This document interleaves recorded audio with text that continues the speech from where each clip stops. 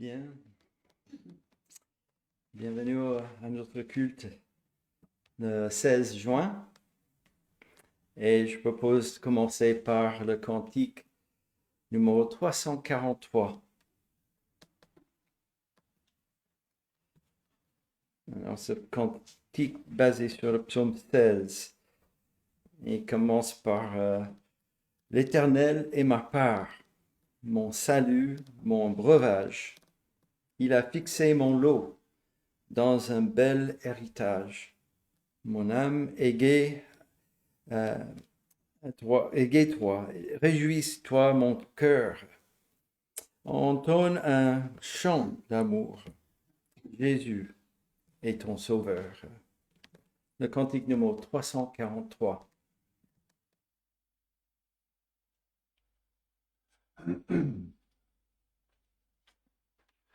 L'Éternel est ma part, mon salut, mon breuvage. Il a fixé mon lot dans un bel héritage. Mon âme égaie-toi, réjouis-toi mon cœur. Entonne un chant d'amour, Jésus est ton sauveur. Rebelle, je vivais au milieu de rebelles, mais Jésus-Christ m'a vu, tes voûtes éternelles. Il a quitté les cieux pour sauver un pécheur. Mon âme égaie-toi, Jésus est ton sauveur. Il est bon de t'avoir, Jésus pour sacrifice, pour bouclier, pour roi, pour soleil, pour justice. Quelle est douce la paix dont tu remplis le cœur. Mon âme égaie-toi, Jésus est ton sauveur. Je vous invite à incliner avec moi dans la prière. Prions. Notre Dieu, notre Père céleste, nous te louons pour ce privilège d'être réunis ce dimanche pour louer ton nom, pour chanter les louanges qui est entièrement Dieu à toi, toi qui as créé toutes choses, celui qui règne sur toutes choses, celui qui est tout-puissant, et celui avec la sagesse infinie, ce Dieu qui est parfait, ce Dieu qui est saint, ce Dieu qui est juste, et ce Dieu qui contrôle toutes choses à chaque moment dans toute ta création. Tu es ce Dieu qui a ce peuple choisi depuis toute éternité, que tu as choisi dans ta grâce et ta miséricorde, un peuple rebelle, un peuple loin de toi, qui t'a pas obéi, un peuple avec des péchés, et un peuple avec ses péchés pardonnés dans le sacrifice de ton Fils, pardonné dans cette œuvre de salut, de réconciliation que tu as mis en place. Tu as envoyé ton Fils dans ta création pour faire cette œuvre de salut, ce qui était nécessaire pour ôter les péchés devant ta face de ton peuple. Par sa vie, sa vie d'obéissance à toi. Et par le sacrifice de sa vie, nos péchés sont pardonnés. Et donc nous t'approchons en Christ, notre sacrifice devant toi, notre Sauveur, celui que nous pouvons venir devant toi sans notre mérite, sans rien de notre part. Mais cette œuvre de ton Fils qui était parfait, en lui, nous pouvons venir à toi et te appeler Père, d'emmener tous nos fardeaux à toi, notre louange. Et toi, tu nous donnes ta grâce, ton amour en Christ. Par ta parole, tu nous donnes tes instructions, tes consolations, discipline, compassion, protection, force, toutes ces choses. Et nous donnons louange à toi. Nous voulons aussi présenter notre amour à toi, parce que tu nous as aimés en premier. Toi, donner toi louange, honneur, obéissance, confiance et service, car tu es ce Dieu qui est venu vers nous pour nous offrir cette vie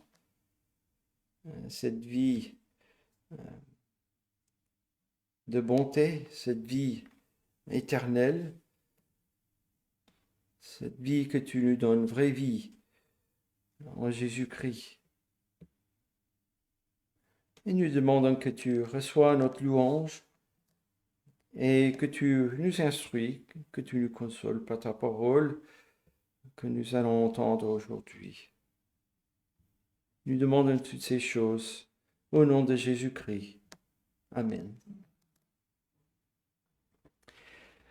Nous allons lire le psaume 16 maintenant.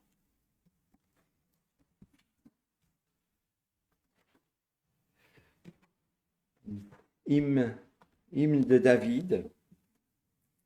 Et on voit que c'est tout de suite, avec les premiers mots, « Garde-moi, ô Dieu, cherche en toi mon refuge ». C'est une demande de l'aide. Et pour mettre sa confiance en l'Éternel, pour toute sa vie.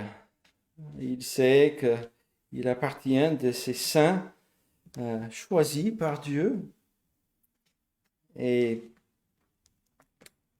en contreface, le verset 4, tous les autres qui courent après les idoles, après des dieux avec un petit d, n'est-ce pas? Et nous avons cette reconnaissance, dans les versets après, de cette vie donnée par Dieu, cette vie de reconnaître celui qui a créé toutes choses et qui délivre l'enfant de Dieu est délivré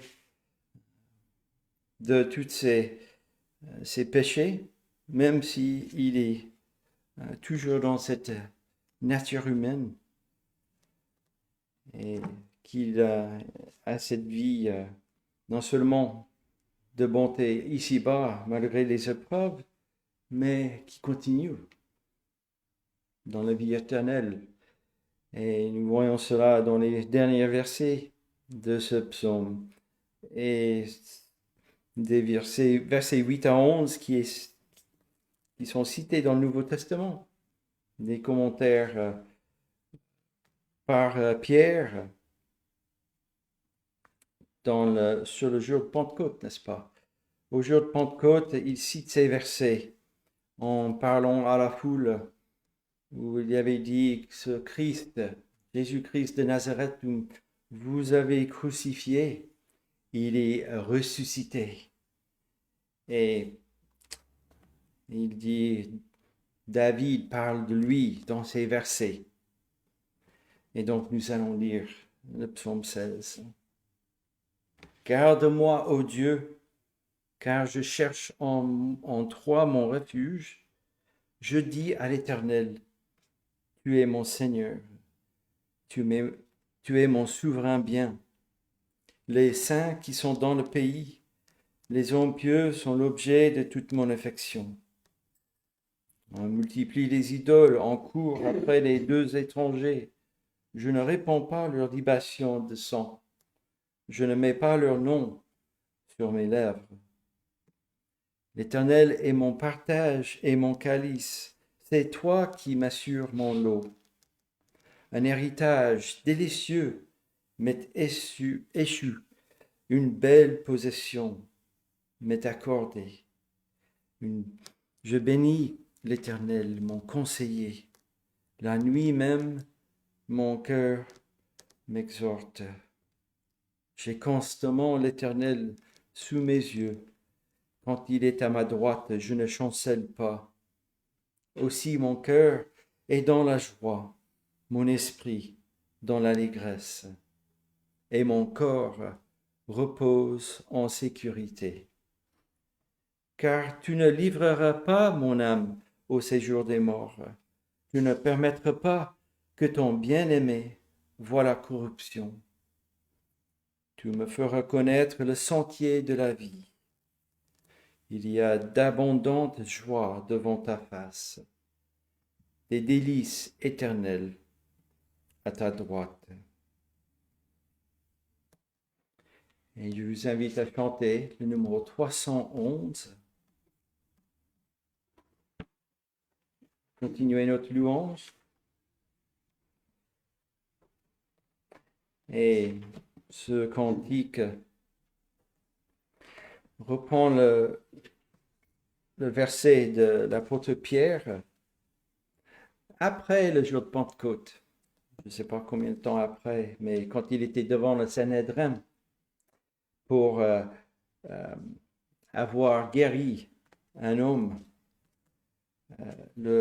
Pierre et Jean en Actes chapitre 4, et il est devant le Sanhédrin, devant les savants d'Israël, n'est-ce pas, religieux, et qui dit, c'est par le nom de Jésus-Christ de Nazareth que vous avez crucifié et que Dieu a ressuscité les morts. C'est par lui que cet homme se présente en pleine santé devant vous, celui qui il a guéri. Jésus est la pierre rejetée par vous qui bâtissez et qui est devenue la principale de l'angle. Il n'y a de salut en aucun autre, car il n'y a sur le ciel aucun autre nom qui ait été donné parmi les hommes, par lequel nous devions être sauvés. Et en chantant « Pour toi seul, en qui j'espère, pour toi seul, d'un cœur joyeux, je fais monter de la terre mon cantique vers les cieux, pour toi seul. Oui, mon Sauveur, pour toi seul. » Le numéro 311.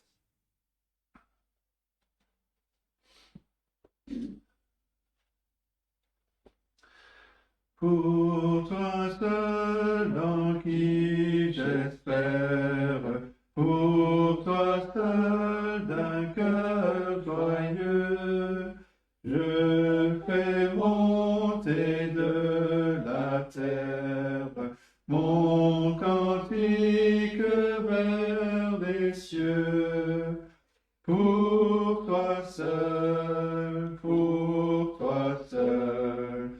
Oui, mon Sauveur, pour toi seul. À toi seul, sainte victime, agneau mis à mort pour moi, dont le sang lava mon crime. À toi seul, Satan, ma foi. À toi seul, à toi seul. Oui, mon Sauveur, à toi seul. À toi seul dans la détresse, à toi seul j'aurai recours, à toi seul ma forteresse, le rocher de mon secours. À toi seul, oui, mon Sauveur, à toi seul. Et maintenant, je vous invite à ouvrir la parole de Dieu pour lire quelques versets dans la lettre à Tite. Après les lettres adressées à Timothée, nous avons cette petite lettre de l'apôtre Paul à Tite. Tite, un grec, converti par l'évangile, annoncé par l'apôtre Paul, probablement. Si on lit verset 4 du premier chapitre, il est mentionné dans des autres lettres, dans les lettres aux Corinthiens, Timothée aussi, de Timothée. Il est mentionné aussi dans la lettre aux Galates. Il est monté avec Paul à Jérusalem même. Et nous voyons ici dans cette lettre, verset 5 du premier chapitre, qu'il est laissé sur l'île de Crète. Et l'apôtre Paul lui a écrit cette lettre pour lui encourager, comment exhorter toute l'assemblée dans l'église là-bas. Et d'exhorter tous ceux qui sont à l'assemblée, des gens âgés, des hommes, des femmes, aussi des plus jeunes, aussi ceux qui sont serviteurs, des esclaves, les maîtres. Donc, il donne à Tite comment les exhorter de vivre dans leur temps présent devant Dieu. Et donc, c'est aussi pour nous. Sûrement, cette lettre était adressée personnellement à Tite, mais aussi d'être lue devant l'Assemblée. Et donc, c'est adressé à nous tous, nous qui sommes de l'Église aujourd'hui, dans ce siècle. Et des relations, bien sûr, étaient coupées entre l'homme et Dieu dans Genèse, mais tout de suite après, nous voyons aussi, à cause du péché, les relations entre homme et homme, horizontales, homme et femme, nous voyons tout de suite que les relations aussi ont des problèmes, ont des difficultés. Et nous sommes tous appelés, étant unis en Christ, à avancer ensemble. Et donc, nous allons lire quelques versets dans chapitre 2, à partir de verset 11. Car la grâce de Dieu, source de salut pour tous les hommes, a été manifestée. Elle nous enseigne à renoncer à l'impiété et aux convoitises mondaines, et à vivre dans le siècle présent, selon la sagesse, la justice et la piété, en attendant la bienheureuse espérance et la manifestation de la gloire de notre grand Dieu et Sauveur, Jésus-Christ.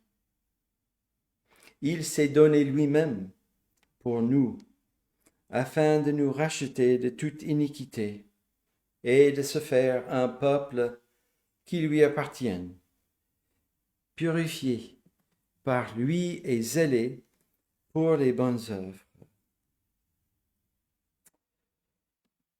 Et jusqu'à là, la lecture. Donc, voilà, en quelque sorte, Dieu a une relation à tout homme, étant le Créateur et celui qui soutient toutes choses, mais pour ceux qu'il a appelés.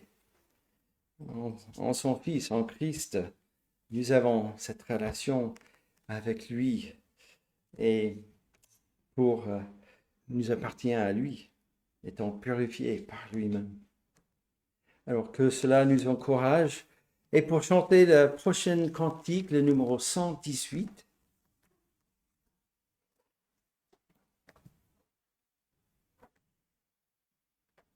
le 118. Tu te rendis obéissant jusqu'à la mort, en t'abaissant, fais qu'aussi je sache obéir, et pour mon Dieu vivre et mourir.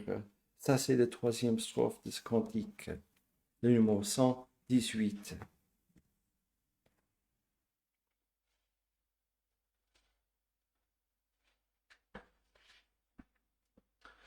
Sur la croix où tu meurs pour moi, je te contemple par la foi et je t'adore, ô mon Sauveur, roi de gloire, homme de douleur. Ô roi d'épines couronné, pour les pécheurs tu t'es donné, qu'à toi je me donne à mon tour, entièrement et sans retour.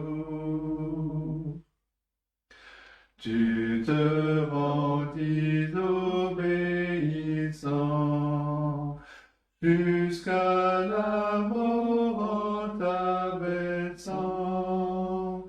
Fais qu'aussi je sache obéir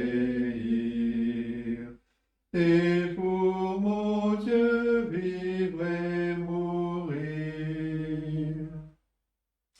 Dans le cœur de ton racheté, mets ta parfaite humilité, que je devienne, ô Jésus-Christ, conforme à toi par ton esprit.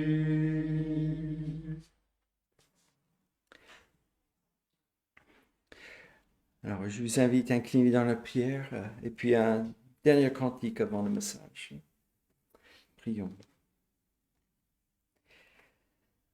Notre Dieu, tu nous as invoqués ce matin d'être ici pour te louer, chanter tes louanges, être à l'écoute de ta parole. Et nous voulons aussi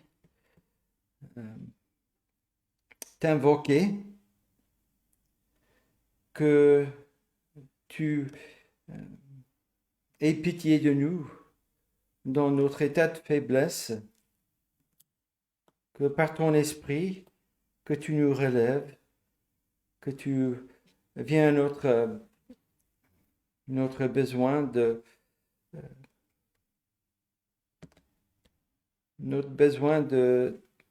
savoir que tu es là dans notre dépendance à toi pour toutes choses. Et nous voulons être à l'écoute de ta parole comme cette nourriture pour notre âme. De dire comme le prophète Ésaïe qui nous dit, qui nous exhorte aussi de venir, nous qui avons soif, venir acheter sans rien payer. Donc, notre Dieu, que tu nous aides d'être à l'écoute de ta voix, parce que c'est toi qui donnes cette nourriture qui nourrit nos âmes. Tu nous dis que tu nous donnes à manger ce qui est bon pour notre âme et que notre âme se délectera de mets succulents et d'écouter ta voix et notre âme vivra parce que tu as traité cette alliance éternelle. Tu as choisi un peuple. Tu as envoyé ton Fils pour accomplir cette œuvre de salut, pour les racheter, pour les réconcilier à toi-même. Et que tu appelles ton peuple de toutes les nations. Et ceux que tu appelles, ils accourront vers toi. Et à cause de ce salut qui est offert par grâce. Que ton peuple te glorifie, que tu sauves ton peuple aujourd'hui, que tu les appelles à toi, et que lorsque cette parole qui est annoncée, ça sort de la bouche de ton serviteur, qu'elle ne retourne point à toi sans effet, et sans avoir exécuté ta volonté, et d'accomplir tes desseins, alors que nous soyons réceptifs par ton esprit, ta parole, et que nous soyons conduits jour après jour dans ce monde en paix, et de vivre devant toi, de vivre devant les nations, pour que ton nom soit glorifié. Les nations sont dans les tumultes, mais toi, tu contrôles toutes choses et que tu mènes à dessein toute ta volonté. Donc aide-nous à contempler ta parole et le recevoir. En Jésus-Christ, nous te demandons. Amen. Alors, le numéro 306 maintenant. 306.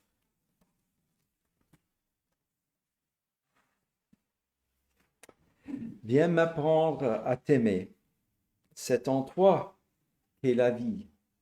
En toi qu'est le bonheur et la félicité. Jésus, étends sur moi ta main meurtrie, et dis-moi, j'ai souffert, j'ai porté ton péché. Le numéro 306.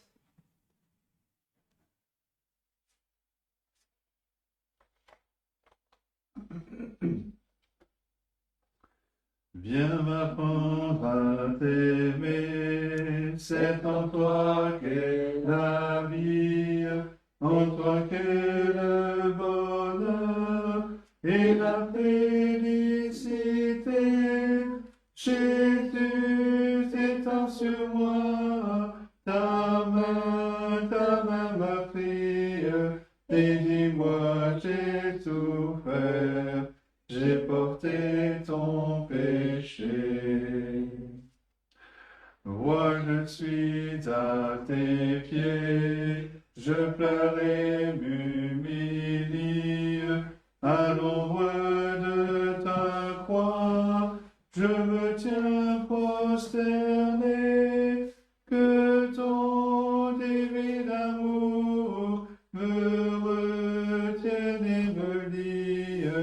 et m'apprenne à t'aimer, toi qui m'as tout donné. Que ton sang répandu m'ôte toute souillure, viens me donner un cœur qui ressemble à ton cœur. Renvoie participant de ta sainte nature, je ne veux que toi seul pour m'être et pour vainqueur. Viens m'apprendre à t'aimer, ainsi qu'au ciel on t'aime, m'apprendre à t'adorer, comme on t'adore au ciel. Au ciel je te verrai, toi la beauté suprême. Au ciel je t'aimerai d'un amour éternel. Alors, vous voyez, je mets bien le truc dans la poche. Nous n'aurons pas de mauvais enregistrements cette fois-ci.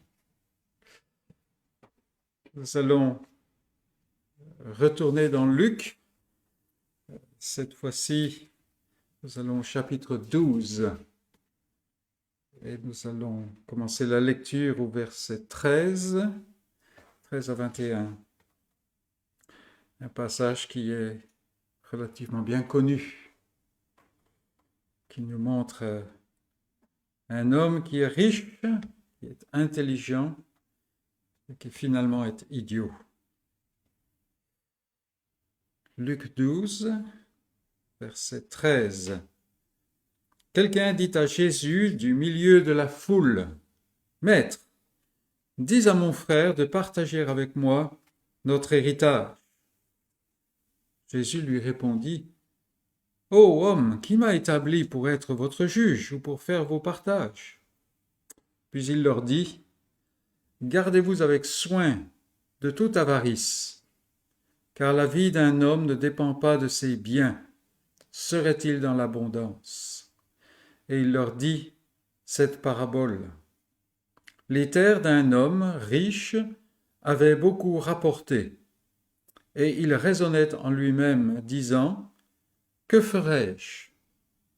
Car je n'ai pas de place pour rentrer ma récolte. Voici, dit-il, ce que je ferai. J'abattrai mes greniers, j'en bâtirai de plus grands, j'y amasserai toute ma récolte et tous mes biens. Et je dirai à mon âme, tu as beaucoup de biens en réserve pour plusieurs années. Repose-toi, mange, bois et réjouis-toi. » Mais Dieu lui dit, « Insensé, cette nuit même, ton âme te sera redemandée. Et ce que tu as préparé, pour qui sera-ce? Il en est ainsi de celui qui amasse des trésors pour lui-même et qui n'est pas riche pour Dieu. » C'est la parole de Dieu. Dans cette partie de son évangile, Luc rapporte l'enseignement du Seigneur Jésus. Il a fait des recherches très méticuleuses et Luc, en bon historien, va classer son matériau de telle manière qu'il ne fait pas nécessairement il ne donne pas nécessairement un récit chronologique, mais plutôt thématique. On a vu la semaine dernière qu'il y a toute une section qui est occupée par des paraboles en tant que telles. Ici, c'est plus, bien qu'on regarde une parabole, c'est plus un enseignement régulier du Seigneur Jésus alors qu'il parcourt la Palestine. Et dans cette section, de manière schématique, Luc rapporte les propos de Jésus. Il est en train d'enseigner et les propos qui montrent à ses auditeurs et qui montrent à nous, les lecteurs bien plus tardifs, n'est-ce pas, que la vie du royaume est une vie différente, une vie de transformation. Et elle est différente parce que elle vient d'une vie transformée, d'un cœur transformé. Et c'est très important de voir cela. Et Luc rapporte cet incident parce qu'il nous montre que tous ceux qui sont à l'écoute de Jésus, là, en personne même, ne sont pas nécessairement des gens qui vivent une vie différente parce que l'implication est que leur cœur n'est pas transformé. Donc, la vie du royaume est une vie différente, et différente parce que transformée. Et cela vient du fait que celui qui mène cette vie, celui qui est dans le royaume, n'est-ce pas, qui appartient à ce royaume, est lui-même transformé par l'action de l'Esprit de Dieu. Cet Esprit que Christ, après la Pentecôte, a envoyé comme butin de sa victoire sur la croix. Et l'Esprit utilise pour cela les dons que Christ donne à son Église, les dons d'enseignement. Mais l'Esprit touche le cœur et continuellement l'Esprit enseigne, éclaire le cœur qui est transformé afin que celui ou celle qui est touché par la grâce de Dieu en Jésus-Christ puisse marcher selon la volonté de Dieu. Donc le vrai chrétien, l'homme, la femme qui vit spirituellement, c'est-à-dire dont l'esprit a été régénéré, a reçu une nouvelle vie, celui-ci vit différemment du monde car il appartient à un autre monde. Et c'est quelque chose que nous avons besoin d'intégrer dans notre réflexion, dans notre conception. Si souvent on est tellement conscient de nos manquements, de nos erreurs, de notre imperfection générale, qu'on a tendance à vivre avec un complexe par rapport au monde. Le monde semble ne pas avoir de problème. Bon, il y a des problèmes d'une autre manière, mais des problèmes en soi-même. Les gens s'affichent, n'est-ce pas? Donc, il faut que nous soyons bien, que nous gardions bien à l'esprit le fait que si nous sommes en Christ, nous appartenons à un autre monde. Comme l'apôtre Paul le dit, vous êtes une nouvelle création. Et c'est quelque chose qui est absolument formidable. Et nous devons veiller à être impactés par cela. Mais partons de ces considérations générales pour dire que on peut résumer l'enseignement du Seigneur Jésus ici par son exhortation, l'exhortation qu'il donne ailleurs, où il nous dit, comme nous le savons bien, cherchez premièrement le royaume de Dieu. Et toutes ces choses vous seront données en plus. Occupez-vous de l'œuvre de Dieu et il s'occupera de vous. Et en fait, c'est ce que le croyant expérimente, même si parfois il n'en a pas conscience. Les difficultés de la vie, les choses qui sont lourdes à porter peuvent nous masquer le fait que l'Éternel soutient son peuple et l'empêche de sombrer complètement. Et il suffit de passer un peu de temps dans le monde sans Christ, de s'arrêter, bon, c'est peut-être pas très social, mais si vous êtes dans une rencontre où il y a beaucoup de gens, une petite fête ou quelque chose comme ça, alors simplement mettez-vous en pause, c'est pour ça que je dis c'est pas très social, et simplement en observateur, et analysez un petit peu ce qui se passe. Et en fait, on s'aperçoit que même si nous pensons passer par des moments difficiles, nous sommes dans un monde où les gens, en fait, vivent dans le mensonge, dans l'oubli. Ils sont remplis, ou ils se remplissent plutôt, de, de, de choses bouillonnantes, mais qui n'ont pas de consistance, qui n'ont pas de substance. Hein. Et tout au long, ils sont dans le monde que Dieu a créé, mais ils sont sans Dieu, sans Christ, sans espérance. Donc prenons bien garde au fait que le croyant appartient à un autre monde et Dieu s'occupe de lui. Et donc, il peut s'occuper des choses de Dieu. Chercher premièrement le royaume de Dieu. La seule chose à rajouter ici, c'est que cette transformation ne vient pas des efforts de l'être humain par lui-même, mais cela vient de la puissance de Dieu qui agit dans le cœur pour communiquer le vouloir et le faire. Et là encore, nous devons nous appesantir un peu sur la chose parce qu'il est tellement facile de retourner ou de laisser notre chair se saisir de nouveau de cette logique d'arriver de chercher à plaire à Dieu pour que quelque part nous en retirions un plus. Ça va s'attacher à nous jusqu'au bout. Et autant le savoir et donc ne pas être désarçonné par la chose, mais au contraire de refouler la chose, de lutter contre cela et d'avoir conscience que tout nous vient par grâce. Dieu a conçu, Christ a ouvert la voie par son corps, par sa mort, et le Saint-Esprit, dans sa puissance, agit dans le cœur pour que ceux qui appartiennent à ce nouveau royaume marchent en fils du royaume, en fils du roi en fait. Et le Seigneur ici est en train de montrer que la confiance en Dieu est un antidote efficace contre l'anxiété, contre la crainte de l'homme, contre les choses qui peuvent se saisir de nous dans la vie. Je ne sais pas si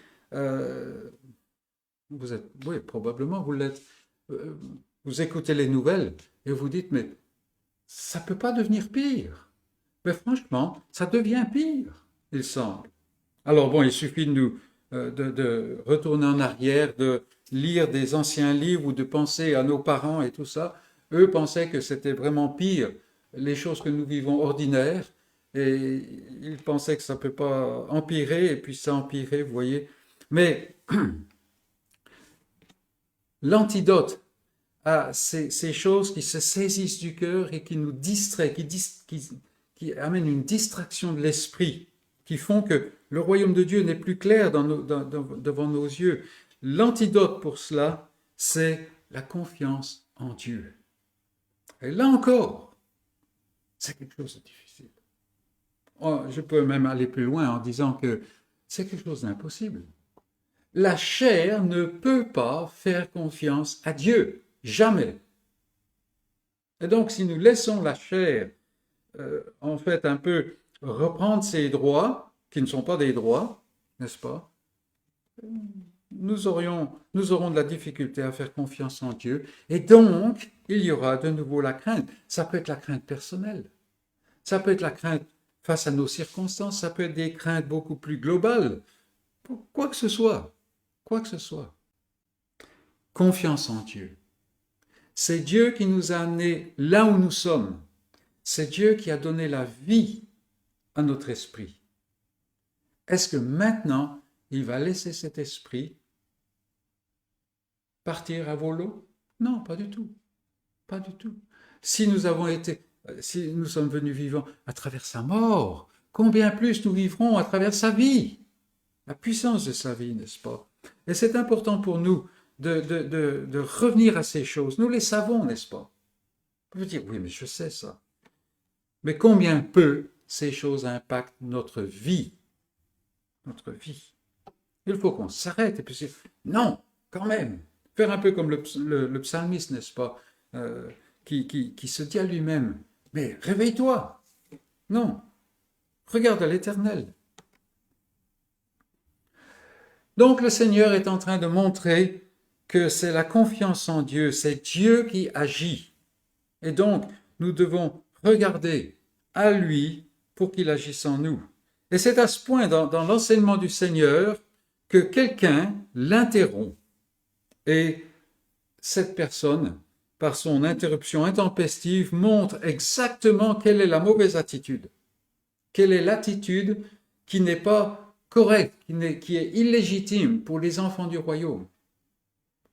Rappelons-nous que le Seigneur ici, il enseigne à des Juifs, des gens qui auraient dû savoir, mais qui ne savaient pas. Et c'est pour ça que c'est important pour nous. Le monsieur, il interrompt. C'est un homme qui n'a rien compris à l'enseignement de Jésus, alors même qu'il écoute et que le son des paroles du Fils de Dieu lui-même frappe ses oreilles. Son cœur est fermé. Est-ce qu'il a même entendu le Seigneur? Alors c'est toujours très encourageant pour celui qui partage l'évangile avec ses semblables. C'est très encourageant pour le prédicateur de voir que même Jésus, des fois, il prêchait dans le vide. N'est-ce pas? Et c'est décourageant de voir combien peu on entend de ce qui est dit, mais ça arrive avec le Seigneur Jésus lui-même. Il faut l'œuvre de l'Esprit pour se confier en Dieu. Combien c'est difficile de laisser aller. Cet homme, notre homme là, on ne le connaît pas plus qu'autre chose. La seule chose qu'on sait à son sujet, c'est qu'il est indifférent avec son frère au sujet d'un héritage. On peut très bien comprendre la situation du monsieur, et il a le sentiment d'être lésé. Que ce soit vrai ou faux, le monsieur, il écoute le Seigneur, mais sa tête est pleine d'héritages qu'on lui a piqués, si on peut dire. Et il n'y a plus d'autre place. Les choses matérielles occupent une telle place dans sa tête qu'il ne peut pas s'empêcher même d'interpeller et d'interrompre le Seigneur. Alors, je sais que ça se faisait un peu plus à cette époque-là, d'avoir une interaction que ce que nous faisons aujourd'hui, mais quand même, c'était vraiment quelque chose d'incorrect. Et cette interruption donne au Seigneur l'occasion d'enseigner au sujet de la pauvreté de celui qui amasse des trésors pour lui-même et qui n'est pas riche pour Dieu. C'est-à-dire de rétablir la réalité. Nous sommes dans le monde, le Seigneur nous a fait grâce si nous sommes croyants, n'est-ce pas? Et on a l'impression que nous avons plus de problèmes que les gens du monde. Et le Seigneur est en train de dire, non, absolument pas. Nous allons voir quelqu'un pour qui, comme on dit d'une manière classique, tout baigne dans l'huile. Mais en fait, tout n'allait pas vraiment bien. Non, celui qui amasse des trésors pour lui-même est pauvre. Pourquoi? Parce qu'il n'est pas riche pour Dieu. Jésus raconte donc une parabole, une image, et nous allons l'examiner car les choses qui sont, les dynamiques, les forces qui sont dans le cœur de cet homme sont encore en chacun d'entre nous parce que nous sommes dans cette chair. Et si seulement nous pouvions désirer quitter cette chair autant que nous devrions. Même parmi les chrétiens, même parmi ceux qui sont bien enseignés, il y en a qui ne se voient pas comme riches. Et nous avons à faire attention à nous examiner, de voir si nous sommes vraiment riches pour Dieu. Riches pour Dieu. Donc, regardons la parabole que Jésus donne. Premier point, un riche fermier. Un riche fermier. La parabole de Jésus tourne autour d'un homme. Et le texte nous dit qu'il possède des terres. Donc, c'est un fermier, un agriculteur. Et il doit avoir une abondance de terres parce que nous apprenons qu'il est riche. Voilà un riche fermier. Alors, je sais qu'il est courant pour beaucoup de gens, naturellement, de regarder la richesse avec suspicion et même des fois avec animosité. Les riches, on ne les aime pas beaucoup, n'est-ce pas? Surtout quand on ne l'est pas, ou quand on pense ne pas l'être. On pense que la richesse implique automatiquement la corruption. Cela peut être parfois le cas, et même assez souvent, mais cette conception n'est pas l'optique biblique. Il y a de nombreux personnages bibliques d'une stature spirituelle remarquable qui étaient, par ailleurs, riches et même parfois très riches. Pensons simplement à Abraham. Ses troupeaux couvraient le pays. Pensons à Job, David, pour ne citer que quelques-uns, Daniel aussi, quelqu'un qui est arrivé dans une position de pouvoir. Et aujourd'hui, on dit, mais il faut être corrompu pour être dans le pouvoir. Et c'est pas faux. Mais regardez Daniel, regardez Joseph, et ainsi de suite. La richesse n'est donc pas le problème ici. Elle peut simplement venir d'une bonne gestion. Elle peut venir simplement d'une providence de Dieu pour servir pour autre chose. Nous venons vers cet homme au moment de la moisson. C'est le bon moment pour lui, n'est-ce pas? Et nous voyons qu'il fait face à un défi. Il a un problème. Notre homme riche, face à une moisson, a un problème. Ces terres, cette année-là, nous lisons, avaient beaucoup rapporté. Beaucoup rapporté. Alors, nous désirons l'abondance. Nous disons, si seulement j'avais un peu plus, ça serait plus facile. Mais combien de fois dans la parole de Dieu, l'abondance provoque des problèmes? De même manière, pensons à Abraham. Abraham et Lot, n'est-ce pas? Voilà, ça n'a pas été vraiment la meilleure des choses pour Lot d'avoir de l'abondance. Pensons à la grande croissance de l'Église au début. Voilà l'Église où les gens se joignent par foule, n'est-ce pas? Il y a même des anciens sacrificateurs qui commencent à croire. Voilà. Et quel est le résultat? Certaines des veuves sont négligées. Il y a des problèmes. Il faut remettre les choses en place. Donc, l'abondance peut provoquer des défis et des épreuves.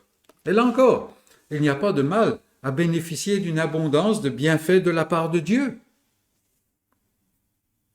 C'est le cas ici. Cet homme a une grande moisson et il est même probable que ce n'était pas la première année parce que ces greniers n'étaient pas tout à fait vides encore.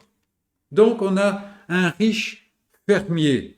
Et cela nous montre que la vie selon le monde n'est pas la vie en réalité. Il est riche et il a un problème. Deuxièmement, parce que nous regardons toujours cet homme que Jésus-Christ lui-même décrit en réaction à l'autre homme qui est occupé par le monde. Donc c'est un riche fermier. Deuxièmement, c'est un gestionnaire avisé. Donc c'est quelqu'un de très capable. Face à la situation qui lui pose un défi, notre homme s'arrête et il réfléchit. Et on peut l'imaginer, il est là avec ses contremaîtres et tout ça, ils font une réunion, un comité de gestion, et il y a ce problème qui est mis sur la table, et l'homme réfléchit. Ces greniers, ces silos ne suffisent plus pour contenir tout le grain récolté. Il y en a trop. Et par ailleurs, il faut engranger ce grain rapidement parce que sinon il va se perdre. Et ça ne sert à plus rien, n'est-ce pas? Et notre homme réfléchit et il a trouvé la solution. C'est un gestionnaire avisé. Il va bâtir de nouveaux silos plus grands. Il va même abattre les anciens pour faire de la place et il va bâtir des nouveaux silos à la mesure de son abondance. Et ainsi, les silos qui ne suffisent plus ne seront plus un problème. Le problème est réglé et nous avons donc affaire à un homme avisé dans sa gestion de ses biens. Et on comprend pourquoi il est devenu riche. Il sait comment traiter les choses.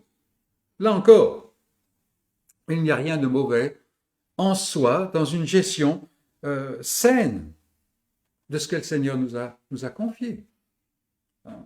Même parmi les chrétiens, les évangéliques, on a cette suspicion par rapport au fait d'être riche. Ah, oui, parce que ça va amener des tas de problèmes. Non, ça amène des défis. Et là encore, celui qui est face à un défi, celui ou celle qui est face à un défi, de quelque ordre qu'il soit, doit se tourner vers le Seigneur. Le défi vient du Seigneur, dans ce cas-là. Si seulement, parmi les chrétiens, il y avait davantage de bonne gestion, une gestion avisée, une chose qui me frappe de plus en plus. Donc un homme riche, un fermier riche, un gestionnaire avisé. Troisièmement, voilà un homme qui est assuré et protégé. Assuré et protégé. Donc on a vu notre homme, il est avec les moissonneurs, les contremaîtres, et toute cette réunion pour faire face à cette difficulté.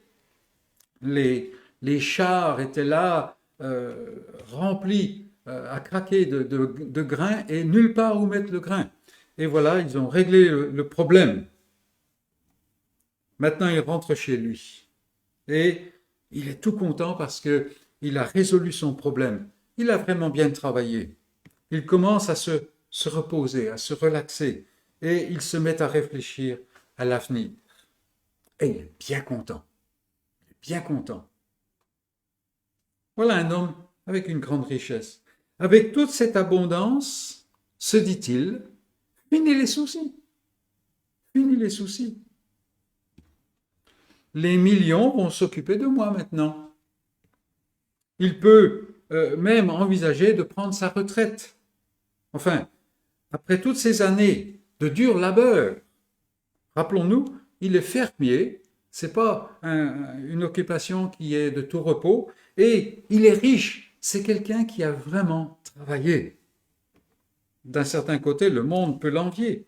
Et après toutes ces années de dur labeur, après ces journées commencées avant l'aurore, après tout ce temps à la merci du climat, le voici maintenant, on dirait, entre guillemets, arrivé.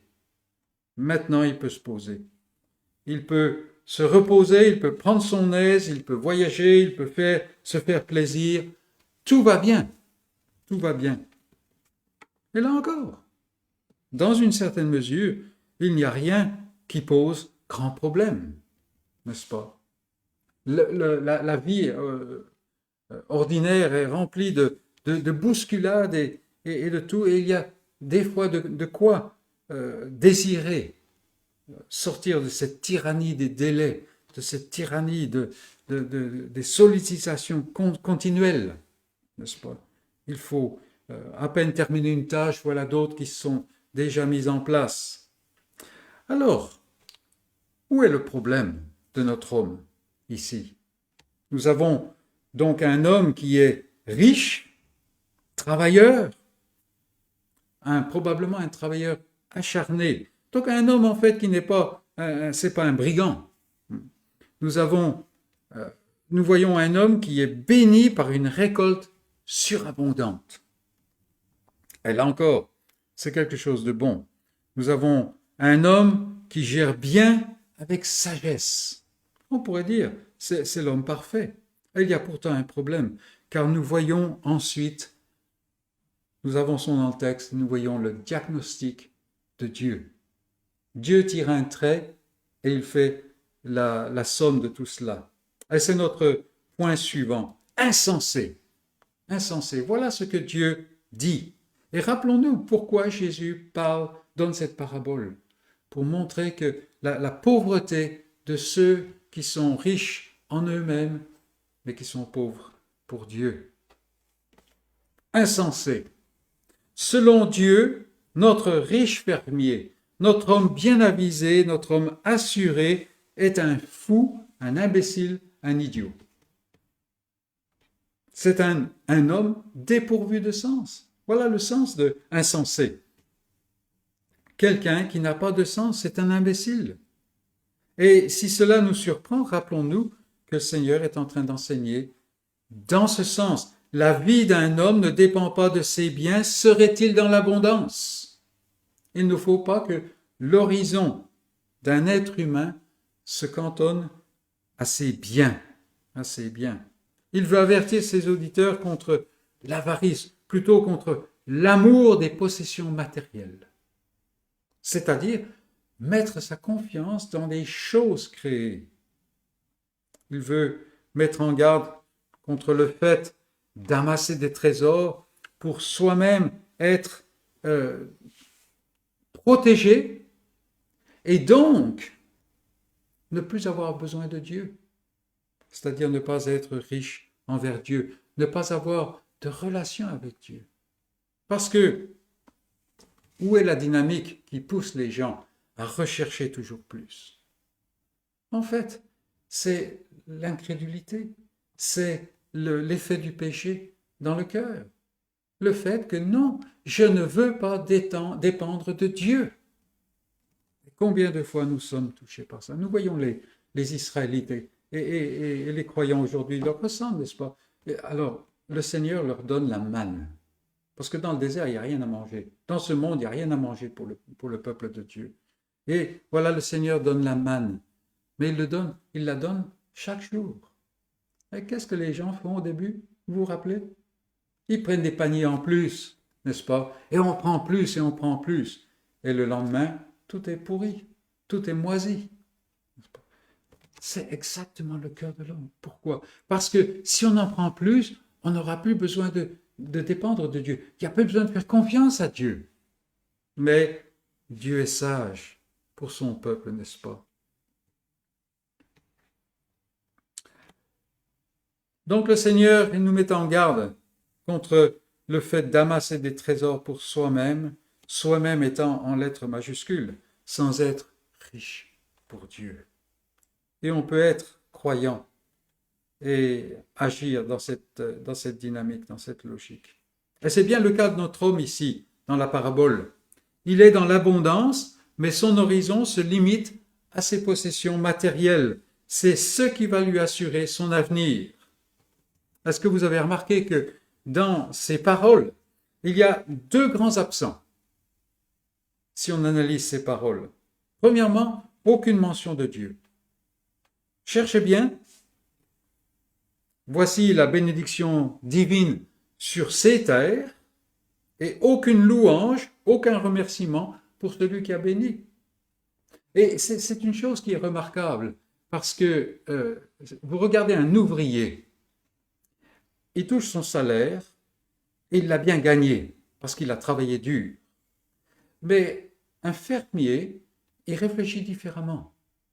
Il a travaillé dur, mais la plupart du temps, il est à la merci des éléments, n'est-ce pas? Aujourd'hui, cette année, tel fruit ou telle chose, la récolte est mauvaise. Pourquoi? Il y a eu trop de pluie, il n'y a eu pas assez de soleil et ainsi de suite. Il n'y a que les mauvaises herbes cette année qui poussent, mais qui poussent vraiment bien.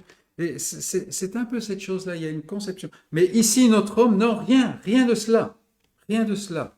Dieu est absent. Aucune mention de lui, aucun remerciement. On pourrait penser que notre homme se considère comme la source même de sa bénédiction. Il fait qu'il est béni parce qu'il est avisé. Non, il est béni parce que Dieu a béni. Et Dieu n'est pas dans sa pensée du tout. L'autre grand absent ici, et les deux vont ensemble, ce sont les autres hommes. Ses semblables. Où sont-ils? Où sont-ils? Pourtant, notre homme aurait pu penser à eux face à son abondance. Je n'ai pas assez de place dans mes greniers, mais il y en a d'autres qui ont de la place. Il y en a d'autres qui ont des besoins. Il est évident qu'il vit bien avec ce que ces silos actuels contiennent. Il a encore du grain dans ses silos. Donc il vit bien. Il n'a pas besoin d'une surabondance, n'est-ce pas? Pourquoi ne pas donner le surplus aux autres? Mais non, Dieu n'est pas dans toutes ses pensées et en conséquence, les autres non plus. Pourquoi? Parce que ses pensées, sa conception, lui-même est occupé avec une surabondance de lui-même. Il ne voit pas Dieu, il ne voit pas les autres. Et en fait, il n'a aucun regard pour Dieu. Rappelez-vous, quel est le plus grand commandement? D'aimer Dieu de tout son être et son semblable comme soi-même. Les deux choses vont ensemble. Donc notre homme ici est éminemment égoïste. Et c'est la marque du péché, n'est-ce pas? De l'état de péché dans lequel tout homme est par nature. Qui est-ce qui s'occupe de qui est-ce qui occupe tout l'horizon de notre homme? C'est lui-même. Lui-même. Et là, on peut faire une petite parenthèse. On peut faire une petite parenthèse.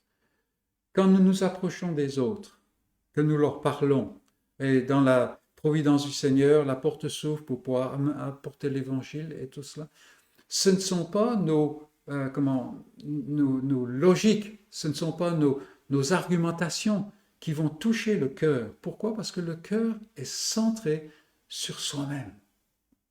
C'est l'œuvre de l'Esprit qui va couper et qui va amener la conviction de jugement, conviction de péché, et qui va ouvrir le cœur pour que le Seigneur vienne l'occuper. Il n'y a pas de place pour Dieu dans les gens que nous côtoyons. Aucune place. C'est pour ça que nous devons prier que le Seigneur œuvre dans le cœur à travers nos paroles et qu'il œuvre de telle manière à pouvoir épancher tout ce mal qui est là, ce moi qui est là. Notre homme est béni de Dieu. Va-t-il être à son tour une bénédiction pour les autres? Non, il amasse des trésors pour lui-même.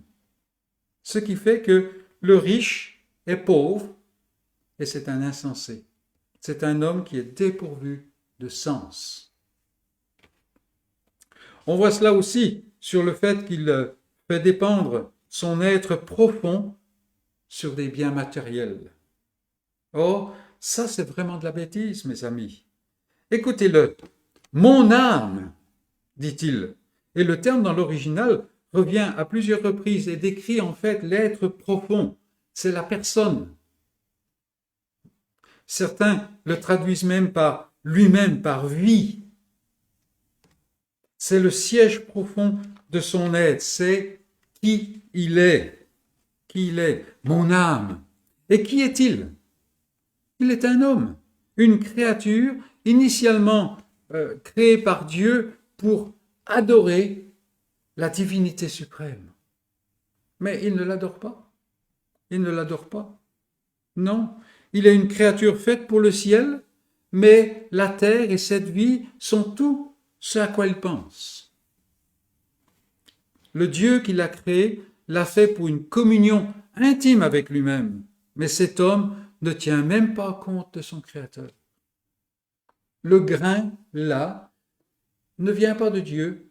Pour lui, c'est simplement quelque chose qui va lui remplir le ventre et lui permettre d'être à l'abri de toutes sortes de choses. Et il se parle, mon âme, c'est un insensé. L'âme, le qui il est, ne peut jamais être satisfait par les choses qu'il a. C'est impossible. Tout ce qui l'occupe, c'est d'être en sécurité. Il est dans le monde de Dieu, mais sans Dieu. Et il veut se sentir en sécurité parce qu'il ne veut surtout pas faire face à Dieu. Il y a ce côté moral qui est, c'est pas simplement une ignorance, un manque d'information, un manque de compréhension. On a un homme avisé ici. Non, en fait, c'est que le cœur sans Dieu est Dieu. Il éprouve une haine complète envers Dieu. Il parle à son âme et il est très satisfait de lui-même, n'est-ce pas? Or, son âme n'appartient pas à ce monde de choses. Ça n'est pas une chose. Elle est faite pour l'éternité. Nous allons vers l'éternité, n'est-ce pas? Et précisément, Dieu lui dit, en fait, tu as préparé des biens pour longtemps. Tu es assuré. Tout va bien, n'est-ce pas? Mais tu as oublié une chose, c'est que cette nuit même, cette nuit même. C'est-à-dire, tu as oublié une chose, c'est que tu es une créature du temps. Du temps. Et tu ne le contrôles pas. Cette nuit même, cette âme à laquelle tu t'adresses sera arrachée des biens que tu as amassés pour plusieurs années. Et tu ne sais même pas qui va en profiter. Parce que cette âme n'appartient pas à ce monde. Est-ce que vous avez jamais remarqué, on peut aller de A à B, géographiquement, n'est-ce pas? On peut aller voir des amis et revenir, et on le fait continuellement. Mais on avance dans le temps et on ne peut jamais reculer. Jamais.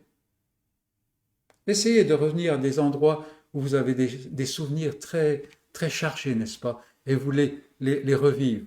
Ça, c'est la pire des bêtises. Jamais on peut revenir en arrière. Pourquoi? Parce que nous ne sommes pas faits pour ces dimensions. Nous sommes faits pour l'éternité. Et cet homme-là, il a oublié qu'il y a une échéance. Cette nuit même, cette âme-là, elle partira. Remplie au-delà de sa capacité de trésor matériel, mais pas riche pour Dieu. Il va se retrouver devant ce Dieu, et ce Dieu, en fait, est non seulement un étranger, mais un ennemi. Pourquoi? Parce que continuellement, il l'a repoussé au-delà de lui-même. Notre homme est vraiment un insensé, n'est-ce pas? Mais il est temps de se détourner de cet homme et de se sonder soi-même.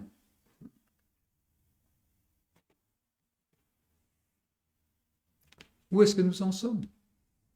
Et nous ne sommes pas ici en train de parler de ceux du dehors, mais de nous-mêmes. C'est très personnel, n'est-ce pas?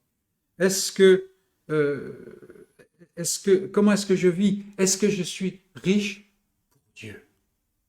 Alors, on peut dire des tas de choses. Oui, mais il y a des tas de choses qui militent contre ça. Tout à fait. Et le Seigneur lui-même connaissait ces choses. Notre vie est sans cesse un genre de course pour essayer de rattraper le temps. Mais imaginez qu'ici, nous avons celui qui a créé l'univers par sa parole. Et maintenant, il est pressé de toutes parts. Il est occupé. Il est, peut-être on peut se dire, mais ouais, je suis dans une situation difficile et tout ça m'occupe l'esprit actuellement. Mais le Seigneur, pour la première fois, il éprouve en lui-même de la fatigue. On oublie cela, n'est-ce pas?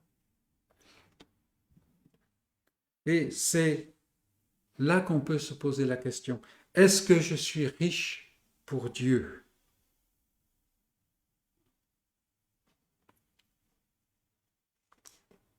Et c'est à ce moment-là que nous devons détourner le regard de notre riche insensé. Nous devons détourner le regard de cet homme qui était rempli de son héritage, qui lui avait été volé, selon lui tout au moins, pour regarder le Seigneur Jésus, lui.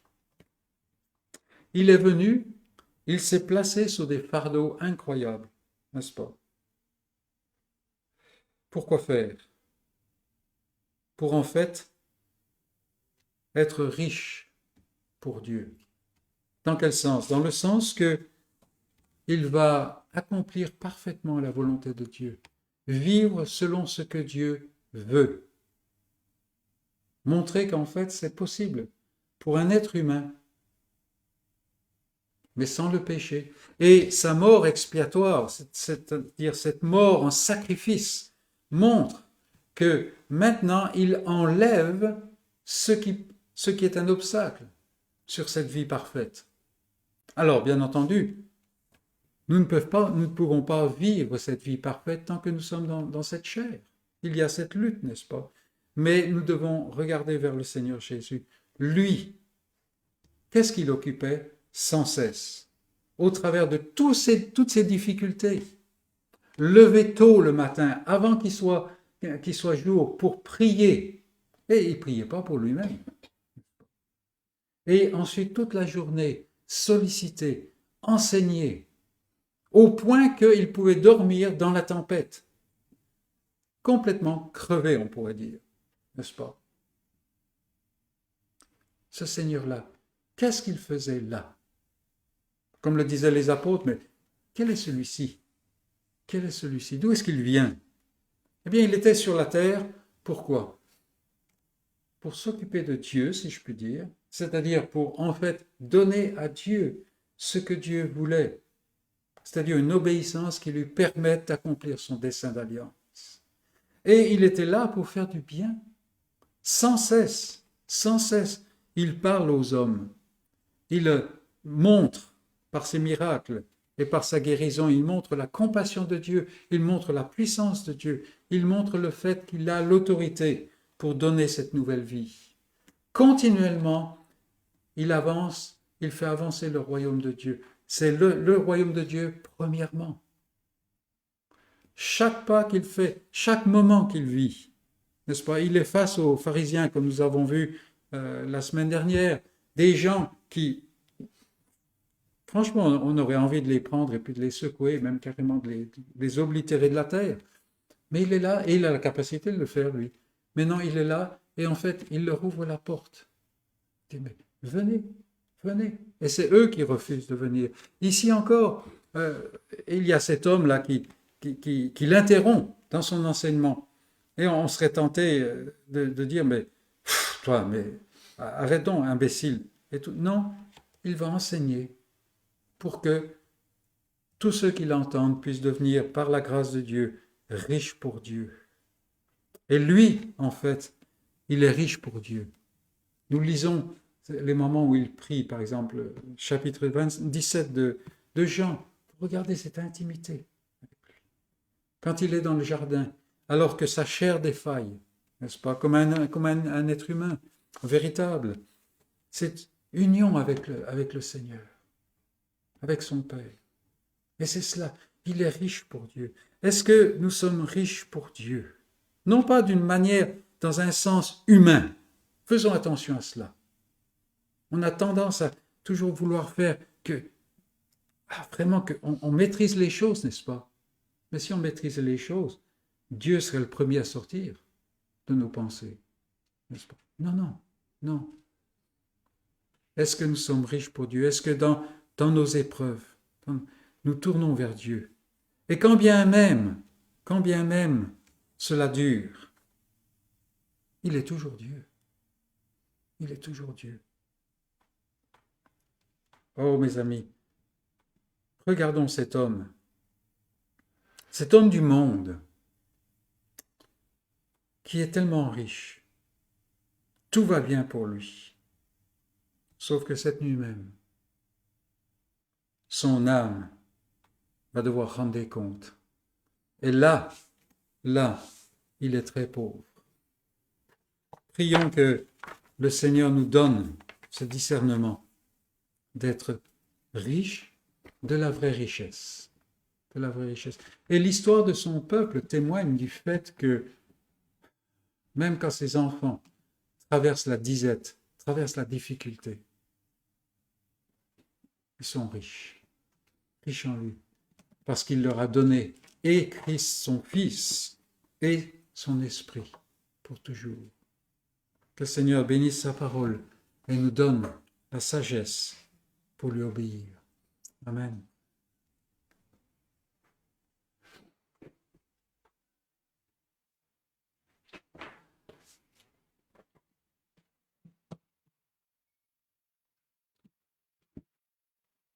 Je vous invite à chanter le numéro 238. 238. Seigneur, je n'ai rien à t'offrir qu'un cœur fatigué de souffrir, et qui sans toi ne peut guérir. Je n'ai que ma misère. Le 238.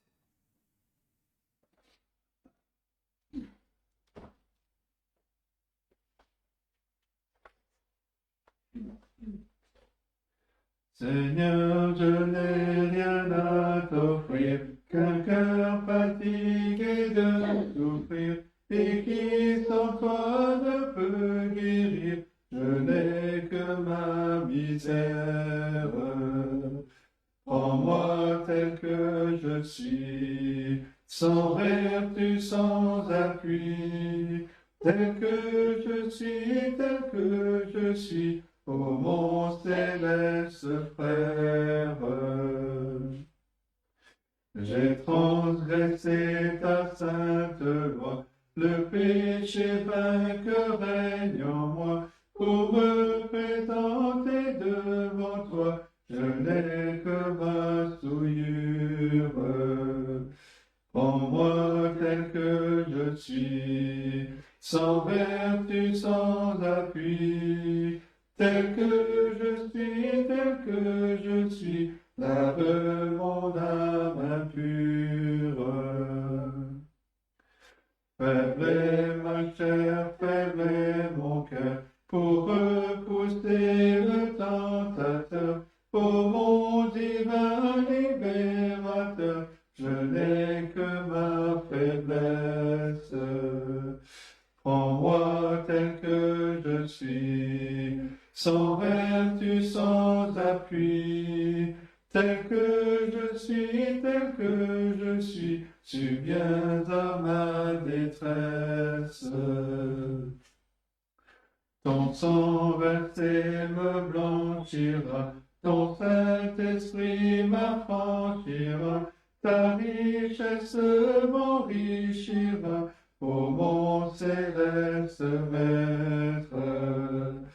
Prends-moi faible et pécheur, sans vertu ni vigueur, ô mon sauveur, rends-moi vainqueur, et tel que je dois être.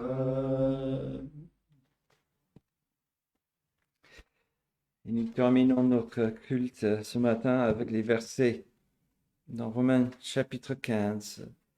Que le Dieu de la persévérance et de la consolation vous donne d'avoir les mêmes sentiments les uns envers les autres, selon Jésus-Christ, afin que tous ensemble, d'une seule bouche, vous glorifiez le Dieu et Père de notre Seigneur Jésus-Christ.